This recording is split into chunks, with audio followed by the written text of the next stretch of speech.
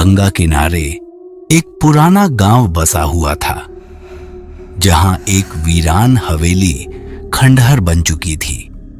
कोई भी उस हवेली के पास नहीं जाता था, क्योंकि उस हवेली के बारे में कहा जाता था कि वहां एक कर्ण पिशाचिनी का वास है। गांव के बुजुर्ग बताते थे कि सैकड़ों साल पहले एक तांत्रिक ने वहां कर्ण पिशाचिनी सिद्ध करने की साधना की थी। ये सिद्धि सिद्ध करने वाला व्यक्ति किसी भी व्यक्ति का रहस्य कान में सुन सकता था, लेकिन अगर साधना अधूरी रह जाए तो साधक खुद कर्ण पिशाचिनी का शिकार बन जाता था।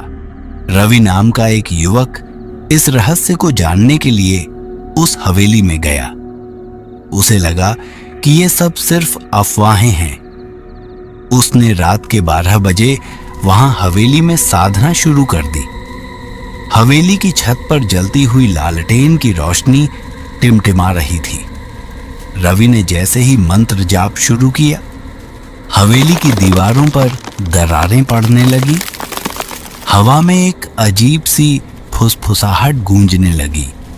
अचानक उसकी गर्दन के पास उसे किसी के गर्म सांसों की अनुभूति हुई। जब उसने धीरे से पीछे देखा तो एक भयानक चेहरा सामने था।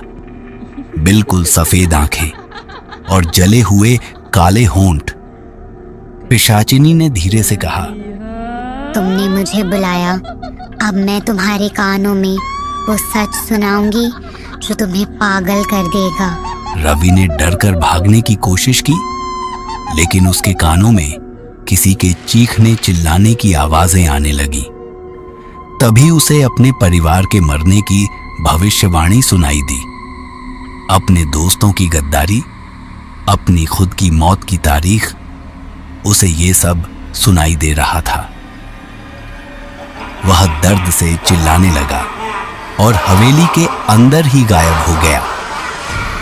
अगली सुबह गांव वालों को हवेली के दरवाजे पर खून से लिखा हुआ मिला, जो सच सुनना चाहता है उसे अपनी जान से कीमत चुकानी होगी।